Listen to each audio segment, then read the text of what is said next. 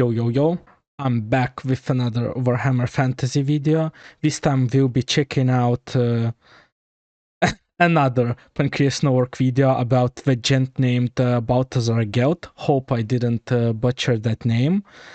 This video was requested, so as always, you request, I try to deliver. I really don't wanna make the intro too long, so let's begin. There's a few things in life that just about everyone can agree on. You need food and water to live, for example. Air is also nice. But even beyond basic needs that I'm only listing because I couldn't think of a better opening, there's... Dude, just give me like couple millions, I'll be gone. Plenty of other things everyone can agree would probably be good. Having a lot of money, for example. To be sure, there's a certain point where money stops buying happiness for people, but I can also be sure most people wouldn't say no to being handed $1 million with no strings attached. Some monks in the mountains... I don't know, I've seen some, you know, the releases of Epstein files, and I think, goddamn, is it like that, that crazy that people with so much money, they for some reason become PDF files? Maybe, but your average person is grabbing that suitcase full of cash in the blink of an eye. Or how about being magical? Look me in the eyes and tell me that if someone said you could become a powerful mage, you would say no. No one I would want to be a mage. would say no to that because everyone wants to be a wizard. Even you, person who's gonna LARP in the comments and call magic dishonorable. Magic is great. Wave your hands and cast a cool I would rather do magic than swing a sword. spell. It'd be fantastic. Just imagine prestidigitation in your everyday life. You would never need to clean your house again. But what if those things fed into each other? What if your powerful magic could make you a richer person? And what if all your money allowed you to get things to become an even more powerful wizard? Oh, it takes me back when he said that the College of Metal are like the richest. Wouldn't that be something special? Well, in the world of Warhammer Fantasy, we've got a character who's just that. I still have to say, the helmets of Metallic College, they're a bit strange. Balthasar Gelt. He's rich, he's powerful, he's a wizard extraordinaire. In fact, but he's probably rich as fuck. In the Empire of Man, I'd go so far as to say he's the wizard. Though there may be some more powerful than he, there's no one who can control the lore of metal quite like he does. So get comfortable, and listen about the man who used his mighty gifts of the arcane to scam taxi drivers out of $50. But before we talk about golden wizards, hello. You can see my face here because I'm here to talk to you about something near and dear to me. Cereal. More specifically, Magic Spoon, the sponsor of this video. How about I just cut to the chase? I love cereal, but cereal doesn't love me because eating it tends to send my blood sugar into the stratosphere. But Magic Spoon is here with one hell of a nutritional label for me. 0 grams of sugar and 4 to 5 net grams of carbs per serving. That saves my poor old pancreas quite a bit of trouble. And if you have any sort of restrictions on sugar or carb intake, it'll be just as good for you. 13 to 14 grams of protein. Dude, I have a friend who's like, I don't want to stop this, like, per serving too, so who is like, some muscle. But how about the how do you say? He's like diabetes, I guess. The guy can't eat sugar, and it's so sad. You have to be so careful. Every time I offer him like sugary snacks, and he like looks at me like I'm trying to kill the man. And I'm like, listen, I keep forgetting, you know? It probably sucks not being able to enjoy sugar. It's good eating. I've got a deal for you. Use my code Pancreas or click my link in the description. Goddamn, the guy's sponsored by sex shops, cereal. The man got it all. Get $5 off your Magic Spoon order. If you prefer real-life shopping, you can find it in your local grocery store. They're so confident you'll like it that there's a 100% happiness guarantee online. If you don't like it, you'll get a refund. No questions asked. So click the link in the description to go to magicspoon.com/pancreas for $5 off, and get yourself some Magic Spoon today.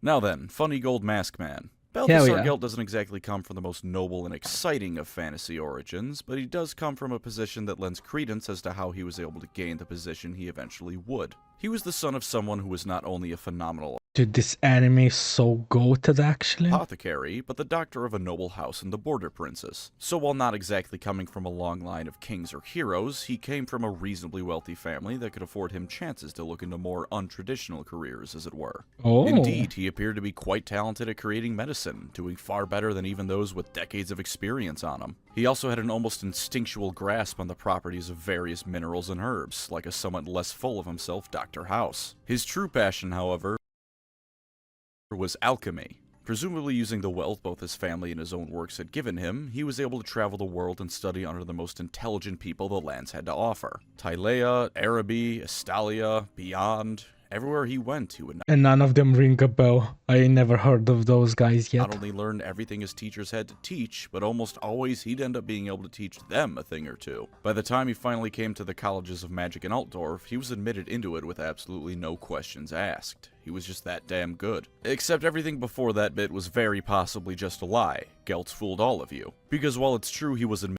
Oh, he's a bamboozle. without a formal apprenticeship due to his impressive skill, no one actually knows where he comes from or what his backstory is. He certainly isn't being upfront about it, and any investigations that have been conducted to explain who the hell the Magic Metal Man is have come up short. They do occasionally He's like, oh, so far you're so fantasy. find people who have dealt with him before, but whenever they bring him up, the conversation abruptly stops. Maybe he's threatening them, or maybe that previous story has some truth and they're embarrassed he showed him up. For all we know, he put a curse on everyone who's talked to him so that they explain who he is, they turn into gold on the spot. We do at least know how he arrived in Altdorf. Is it true or it's like a joke? Like, if I'd say I would be a detective and I want to find out who he is, I would turn to He gold? came on a merchant ship from Marienburg after paying for it with solid gold bars. I would create a business where I would ask other people to find out who he is, so they become gold and I would like sell them.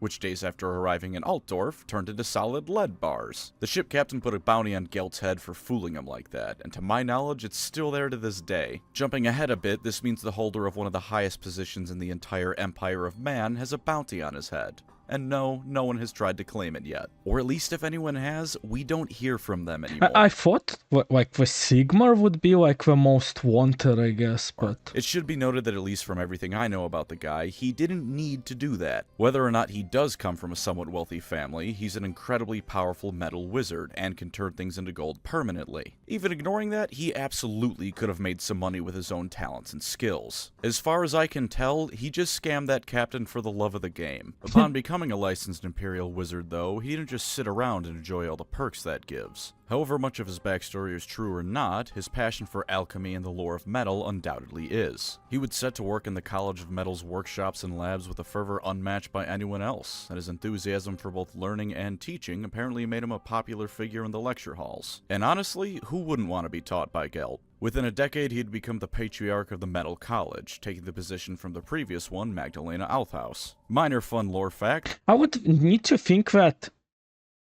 he would be like a bit older, I guess, but seems like he's still like very young. They're called the Supreme Matriarch if they're a woman. He even gained quite a few friends amongst Imperial engineers. Alchemy in fantasy settings tends to be equal parts science and magic, and Gelt respected both fields. He was in particular interested in finding out new and better formulas for gunpowder, and his respect for material science made sure that the Imperial Gunnery School was happy whenever Gelt came around, even though they usually aren't too fond of wizard crap. Maybe he should have been a bit more careful with some of those experiments, though, because one day something went rather explosively wrong.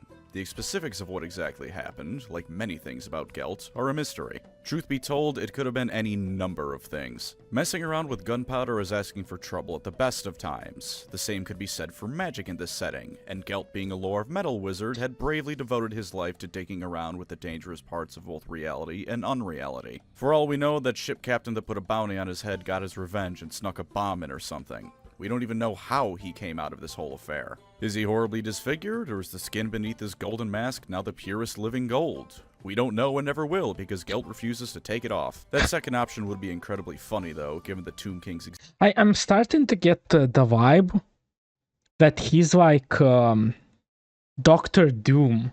existence and Cetra's demand prior to his death. Turns out living gold bodies are easy as hell to obtain. Just blow yourself up. That may be the reason he hides behind the mask, actually. If he really did have golden skin and Setcha found out, the Empire of Man would be crawling in Tomb Kings until they kidnapped him and forced him to recreate what happened. This accident wasn't the wake-up call to either calm down or find a new profession, as it probably should have been. Gelt, if anything, renewed his studies with more interest than ever before. I just also wonder, is like the gold, the people would want gold in Warhammer Fantasy because it's also like for rich people, or like gold maybe can do something like create some weapons that are better. Or it's simply for the rich to become more rich, I guess. One fateful day, he even managed to become the Supreme Patriarch, a fact which he lets you know every other time you select him in Total War. Every 8 years, you see, the colleges of magic would come together to decide the next one. A contest is held which involves the current Supreme Patriarch and the representatives of the other 7 orders entering what's known as the Obsidian Hall. Obsidian apparently dampens magic, which is especially important here because the contest is a magical duel that's over when one of the 2 contestants grabs the Staff of Volans that rests in the center of the hall. It isn't strict. Also, all colleges basically fight for the title. I'm sorry guys, I'm extremely slow. Speaking to the death, and in fact that's generally frowned upon, but one of the lores of magic in this setting is the lore of death magic. Yeah. It happens sometimes. The incumbent then faces the challengers one at a time until there's either a new Supreme Patriarch or the current one gets to keep their job for another 8 years. Gelt won this contest, becoming the new Supreme Patriarch after beating Thyrus Gorman, a lore of fire wizard who, on an unrelated note, is built like a goddamn freight train. Ever since, he's largely continued on as he has, only with more power at his commands, both politically and literally. In fact, just to show you how serious I am, I just ruined something for me. He has O on his wrist. I'm going to compare him favorably to the elves. Balthasar Gelt, being human, might not be the most powerful wizard in the setting. Teclis, Mazdamundi, Marathi, and a few others are undoubtedly able to over. Marathi, I think. Thankwell. How's that undead guy who is so funny, dude? It slipped my mind. I'm sorry. The undead guy. Probably just put Gortek and Felix, even though we are not magicians. Power him. But in mastery of the winds of metal particularly, he is unrivaled. Not a single being alive knows the winds of metal as well as he does. In fact, assuming we take his potential backstory as true, that would explain why he was so talented with minerals and herbs. One of the spells of the lore of metal is Breach the Unknown, and it tells you everything about an object from its chemical composition. That is so cool.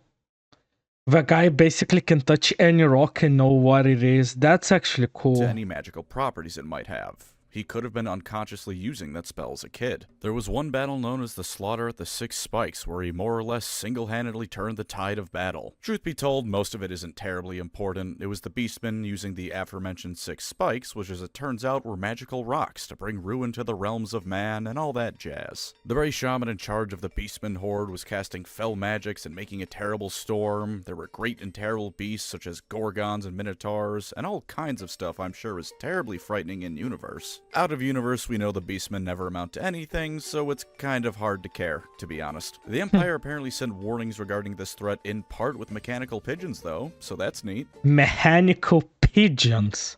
What? I'm sorry, being dismissive of the Beastmen is so ingrained in Warhammer, I can't help myself. Even in Total War, facing them is more inconvenient than threatening half the time, with the singular exception of Franz's early campaign where they glass Middenheim as often as not. To be fair to them, the Empire force was led by Kurt Helborg, head of the Reichsguard and all-around cool dude. He looks tough. If he's being brought to the fight, it can't be a small incursion, and even with both constant casualties inflicted on the Beastman and his magnificent mustache, the Empire was being pushed back. No cannon shots could harm any of the spikes, and it looked like without something decisive happening, man would lose to beast. Then Balthasar Gelt came riding in on his Pegasus Quicksilver with reinforcements. Reinforcements, I should add, that consisted of the entirety of the Imperial Zoo in Altdorf. He just bound them to his will and threw them into battle.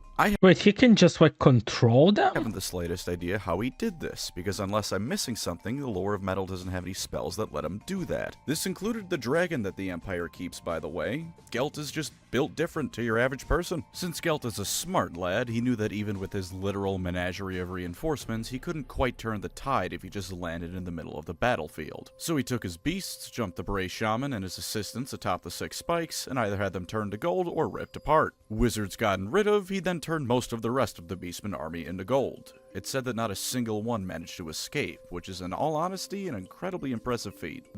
Damn, imagine you're winning the battle and then some one guy comes and he turns your homies into gold. Damn fast, but Gelt and Quicksilver were apparently faster. Worth mentioning is that while Gelt isn't directly involved in every single instance of a wizard doing something in the Empire, he is the Supreme Patriarch. Nothing important is going to go on amongst the mages of man without his knowledge of it in some way. Given that, you can safely assume some level of involvement on Balthasar Gelt's part in anything sufficiently magical that occurs in most books that happen in what was Warhammer Fantasy's modern setting. Oh, there's also another time Gelt pulled the old gold is actually lead trick, although this time he actually turned real gold into lead, so it was sort of reversed. The Elector Count of Nordland was being aggressive towards the province of Hawkland. Karl told Gelt to fix it, so Gelt went to Nordland, turned the Count's treasury into lead, and then left. Please be aware, viewer, that this is not the last time he does this. Running through to the end times, and Gelt has some moments. But why does he do that though?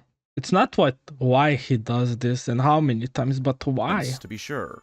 In as much fairness as one can possibly give the end times, which is not much in brutal honesty, the big moment Gelt is known for only comes at the end. Prior to that, he puts in a pretty good showing of things, and a lot of what Dude, this guy also looks cool. he does is at least understandable. Reading what happens to him, I don't get the feeling I do for a lot of other instances in the end times. That feeling naturally being, what the hell are the authors smoking? See, after Volkmar vanished into Sylvania, which would lead him to possibly the worst fate imaginable, Gelt constructed what was known as the Wall of Faith around the He created the Wall of China. entire province. He got the idea from one of his apprentices, which was assisted even further by the delivery of a scroll from a rather odd but ultimately helpful woman. It allowed for faith and magic to be blended almost perfectly, and as long as it was maintained by both mages and priests, the wall would be held strong. Unfortunately for our man, this was immediately the start of his downfall, because the woman was a vampire working for Neferata, and was probably that one vampire.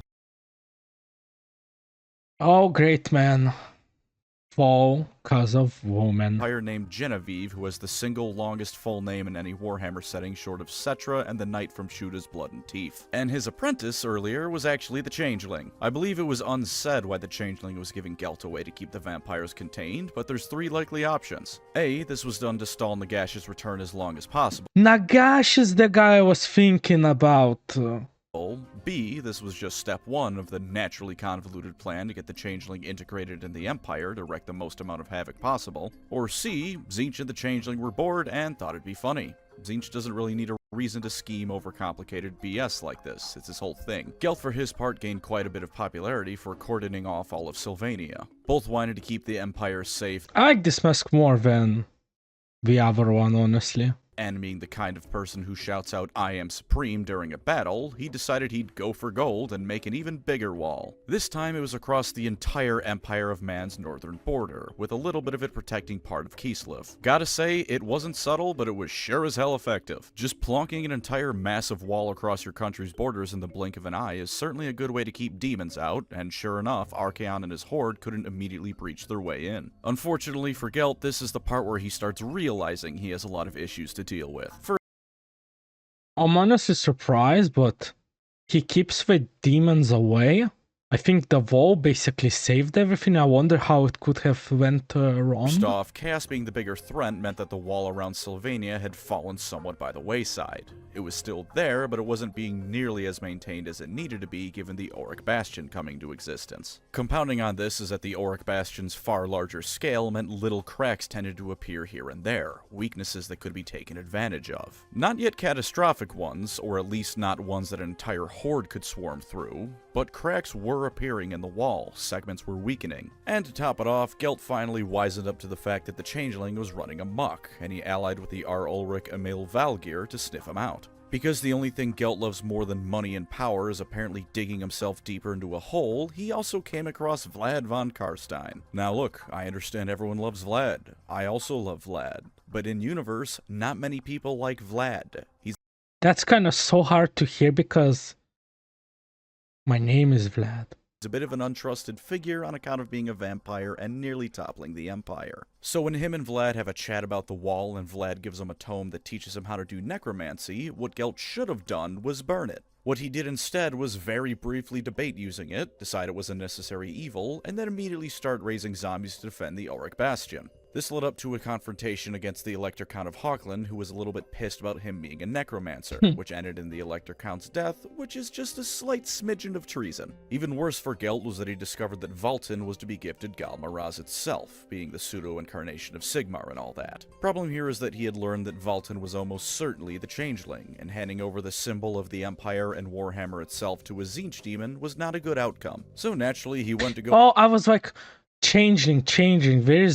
I heard that somewhere. So it's a demon related to Tzeentch. Rescue Galmaraz and Karl from the Changeling's evil clutches. And then when his desperate argument that more or less amounted to "please trust me, Mr. Emperor, he's for real a bad guy" didn't work, he just gave up and started summoning zombies to try and kill Valten with. Shocker, not only does this not work because Kurt Helborg held him off, but Valten wasn't even the Changeling. It was the R. Ulrich. This was promptly dealt God damn, it's so hard dealing with those Tzeentch demons. with, but by this point Gelt had lost any semblance of faith in himself and wandered off to be one of Vlad's many hanger-ons, since he clearly couldn't handle independence. Worse off for the Empire than just losing its supreme patriarch was losing the Ulrich Bastion. Because it was supported by wizards and priests, it needed a constant stream of both faith and magic to keep it going. And when it turns out the guy who created it was a necromancer that tried to kill the dude who was probably your main god reborn, no one was exactly feeling the Ulrich Bastion anymore. Dude, this is like soap opera. There's so much going on. Whether or not this was Tzeentch's ultimate plan or if it was just a happy consolation prize instead of Galmaraz, I'll leave for you to decide. But at the end of the day, the wall came down and Chaos can now invade the Empire properly. He and Vlad for their part create one hell of an undead army to fight Chaos with, and at Everheim he eventually manages to have another moral compass turnaround and binds himself to the winds of Shamon, purging the dark arts of necromancy from his mind. Funnily enough though, he isn't done agreeing with the evil bastards, because he and Malekith are the only ones who say that Nagash isn't someone the incarnates of the winds of magic should Dude, he looks so baller. ally with. On the one hand, Balthasar Gelt probably doesn't have any room to be arguing against necromancy after the shit he pulled, but on the other hand, he does have experience on why it's a bad idea. Also, Nagash. I get it, come Age of Sigmar, I'm Nagash's #1 fan, but we're still in fantasy here. Do not trust this man. You can't even say that with a straight face. This isn't a man. This is a god. This is Nagash. Trusting him is worse than trusting Tzeentch, because you can probably see Your life is on the line. Who do you trust, Thankful or Nagash? Tzeentch's betrayal coming a mile away. But they do, and then it's off to try and pull one final ritual to save the world. And man, you know how it goes. It's never fun talking about the end of the end times, but because Gelt is very involved in the big event, I kinda feel obligated. You know what makes everything even worse though? In the ritual the Incarnates were gonna cast to stave off the end of the world, they had more or less retaken Middenheim. I mean, sure, not completely. For example, Sigmar and Archaon were still wrestling over the big hammer somewhere, but they were able to start casting an incredibly magic and focus-intense ritual to save the world. You can't do that in the middle of a battlefield because otherwise you'd be getting stabbed. And sure enough, the Incarnates weren't doing it in the middle of the battlefield, at least enough of it was moved away so all their respective armies could hold off chaos while the big names did the ritual. And then Balthasar Gelt made the assumption that he wasn't going to be stabbed in the back while he was saving the world by a vampire who was only doing it to spite his father one last time. He was betrayed? Thank you, Manfred. Whenever someone brings up who's worse, Manfred or Erebus, it's an easy answer. Erebus gave us 40k. Manfred removed the amount of Warhammer that exists in the universe because he was— So he's like the opposite. Everyone hates this guy because he single-handedly ruined it.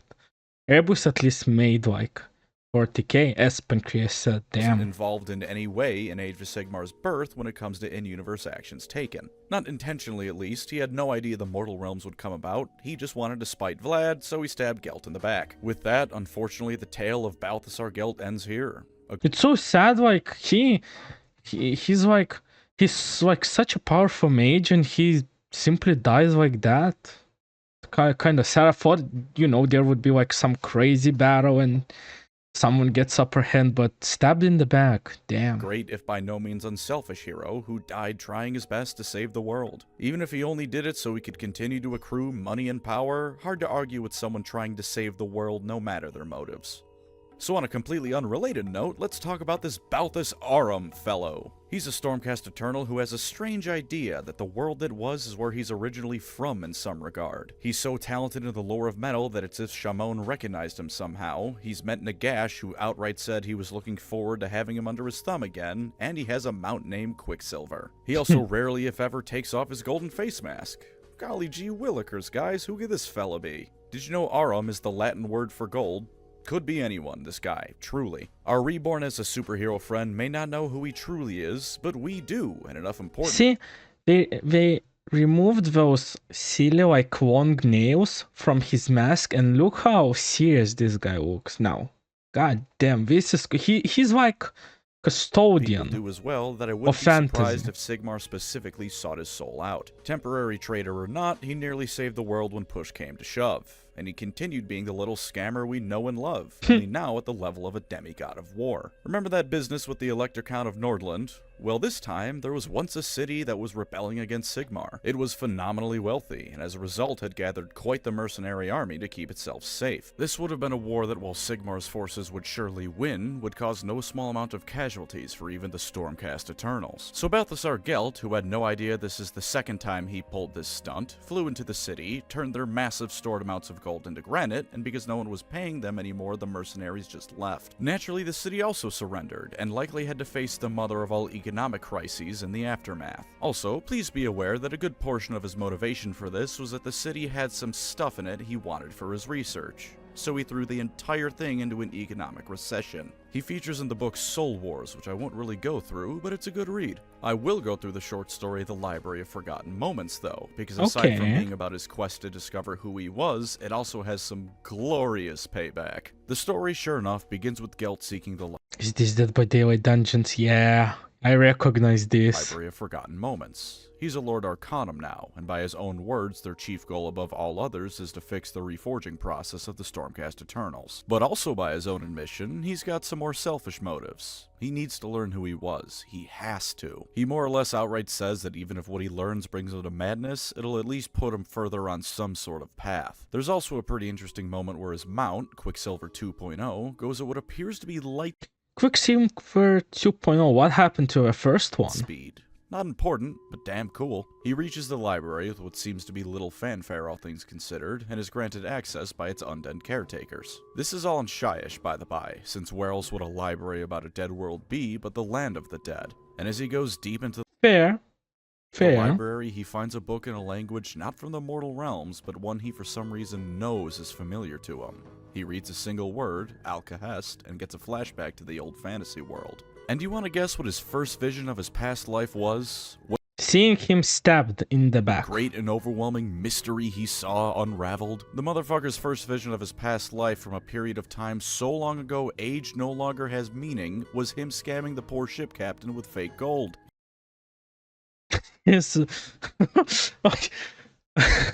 He's so committed to the bit that scamming people is embedded in his soul. Shortly after, he comes into I didn't expect that. contact with a vampire, or rather, the vampire in Age of Sigmar, Manny von Kari himself. They get into a bit of a duel, are interrupted by the undead keepers of the library, and are both escorted to the prized possession of the library. Without spoiling what it is, both because it's a good story you should read for yourself, and because it's a short one, so I spoil it to me, Pancreas. just be spoiling the whole damn thing, what they find is quite related to the old world. They also both recognize each other, although neither of them can really place what the relationship used to be. Manfred is Manfred, so they start fighting again, and Gelt shows that while he may not be the strongest wizard around, he's damn smart. And also a Stormcast now, so he can throw hands physically when need be too. The story ends with Gelt on the cusp of potentially learning who he once was, and only time and future book releases will tell if he truly finds out here. Now with all So it's still ongoing, I guess? that's said and done, Gelt to my knowledge has no special rules on the tabletop. He's had quite the honors in his stories, having spoken with Sigmar himself and surviving an encounter with Nagash, but no rules, which is a shame. I can honestly understand him not getting a model because he always wears the mask, so you can just call a Lord Arcanum Gelt and be happy with it, but some rules would be appreciated. He's also not in the old world either, slightly more understandably though, because this is a good few hundred years before his birth. And just to further rub salt in my wounds, Total Warhammer keeps crashing on me. I changed the mod list, updated and reinstalled some mods, and then just turned them all off. I feel your pain. Something's wrong with my computer as well, dude. Everything is crashing. I don't know, is it Windows updates, NVIDIA drivers? I simply do not have any more patience to fix this. Still Even this video, everything crashed like 3 times. randomly crashes when I attack a settlement. Although random might not quite be the word because it'll repeatedly crash on the same settlement when I reload. So unfortunately, properly getting footage or even just the damn screenshots like I somehow managed to squeeze into a video about gameplay without feeling any amount of shame isn't gonna happen. TLDR though, with him moving to Cathay, you can now truly blast Fortunate's son. Cafe, is it the Dragon City?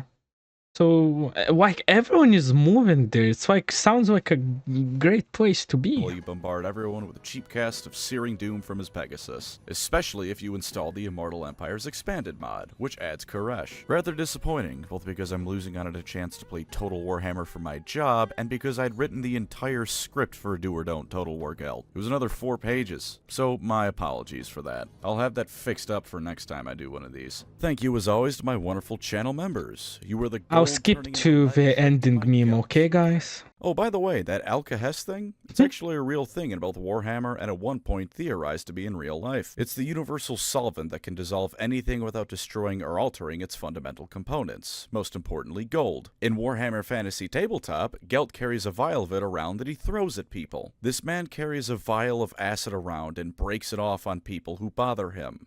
I love him. That's kind of funny and reasonable, and I understand it. I hate being bothered, especially when I'm recording something. As always, original video is pinned down below in the description. Please support the original creator. The man clearly reads every single book and knows a lot about what he's talking about, and what. So please support him. To the person who recommended and requested this reaction, thank you.